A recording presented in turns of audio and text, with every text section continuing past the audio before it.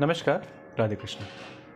एक जातक का प्रश्न है कि आदित्य हृदय स्रोत का पाठ कब करना चाहिए और किन स्थितियों में करना चाहिए। सबसे पहले तो हमको ये समझना होगा कि कोई भी स्रोत कहीं पर लिखा जाता है या जहाँ से प्राप्त होता है, वो स्थितियाँ कौन सी थीं और किन स्थितियों के मध्य उस स्रोत को निर्मित किया गया। तो देखिए, जब आप रामायण का पाठ करेंगे तो वहाँ पर जब युद्ध खंड में आप जाएंगे तो उस युद्ध खंड के मध्य में आपको आदित्य हृदय स्रोत का पाठ आपको प्राप्त होगा। ये आदित्य हृदय स्रोत का पाठ किसको पढ़ने के लिए प्रेरित किया गया या किसे पढ़ने के लिए कहा गया?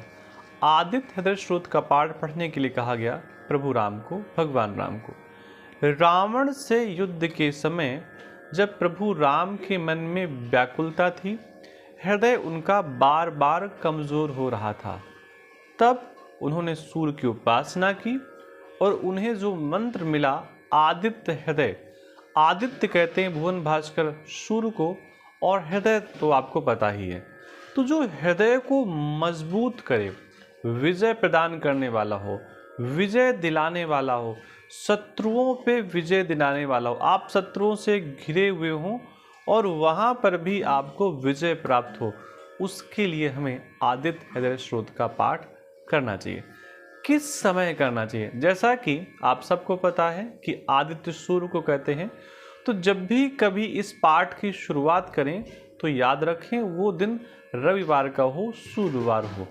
सूर्य के दिन या रविवार के दिन, शुक्रवार के दिन या रविवार के दिन आप इस पाठ का प्रारंभ कर सकते हैं और फिर अखंडित ढंग से इस पाठ को आप आगे कंटिन्यू कर सकते हैं। पाठ करने का समय क्या होगा? देखिए, जब सूर्य की बात है तो हम जहाँ पर भी रहते हैं और हमारे यहाँ जो सूर्योदय का समय है, जब सूर्य लगभग निकलने की ही स्थिति पर हो, आपको ऐसा लगे देख करके, जब आप अपने घर पे हों, आंगन में हों, द्वार में हों और वहाँ से जब आप देखें तो आपको ऐसा प्रतीत हो कि सूर्य भगवान निकलने वाले हैं, उस समय इस पाठ को प्रारंभ किया जा सकता है। अब कई घर ऐसे होते हैं जहाँ पर सूर्य का प्रकाश दोपहर के मध्य आता है, तो इसका मतलब ये नहीं कि दोपहर को करना है। फिर आप वहाँ का टाइम टेबल देखिए, पंचांग में देखिए, सूर्य के निकलने का समय देखिए, और जो सूर्य के निकलने का समय है आप उसी समय बैठ करके पाठ कर सकते हैं। आप ध्यान रखें, जब आप पाठ कर रहे हो तो आपके घर से जिस दिशा की ओर सूर्य निकल रहे हो, वैसे तो पूर्व और उत्तर के मध्य में हमेशा निकलते हैं और यही उनका स्थान भी होता है, लेकिन आपके घर से वो जिधर की ओर हों, आप उस तरफ मुख करके सूर्य भगवान का जो आदित्य हृदय स्रोत है उसको पढ़ सकते हैं। इससे लाभ क्या होगा? अगर आप किसी प्रशासनिक सेवा की तैयारी कर रहे हैं और मन आपका घबरा रहा है, या किसी युद्ध की स्थिति में आप जाने वाले हैं और मन आपका अव्यवस्थित है, हृदय आपका कमज़ोर है, तो ऐसी स्थिति में आप आदित्य हृदय स्रोत का पाठ कर सकते हैं।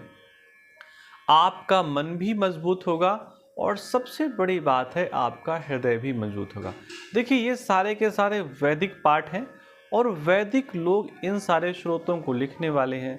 तो जब आप इन पाठों को प्रारंभ करें या पढ़ना शुरू करें तो इस बात का बिल्कुल ध्यान रखें कि जो वो वस्तुएं हैं जिनको प्रसाद के रूप में भगवान स्वीकार नहीं करते, उन वस्तुओं के उपयोग से बचने का प्रयास करना चाहिए।